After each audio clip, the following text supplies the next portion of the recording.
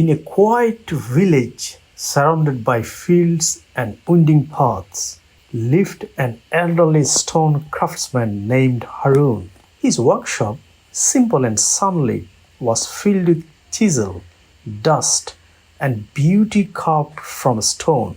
Villagers admired not only his craft, but his calm way of living. He never rushed, never boasted, and always worked with purpose. But there was something mysterious about him too, a smooth grey stone tucked away in red cloth and kept safely in an old wooden box.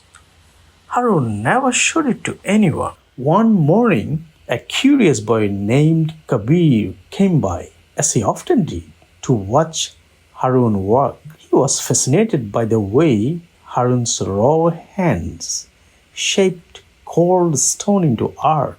Master, Kabir asked, why do you work so patiently, even when no one is watching?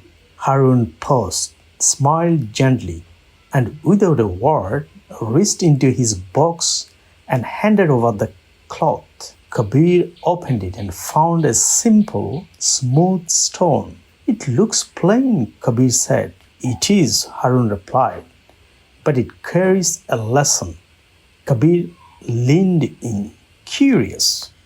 When I was your age, Harun began, I heard tales of a magical stone that could turn anything it touched into gold. I believed it existed.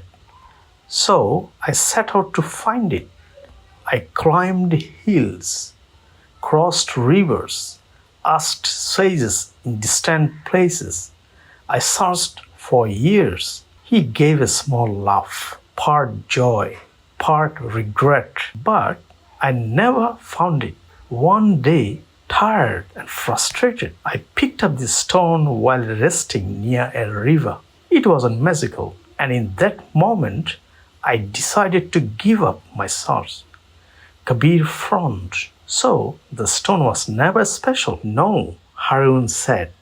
Not in the way I expected. But when I brought it home, I began working with what I had. I stopped chasing and started creating. Slowly, I shaped not just stone, but my life. He gestured around his workshop. This is my gold. Not because of what the stone is, but because of what it reminded me to become. Kabir held the stone a little tighter.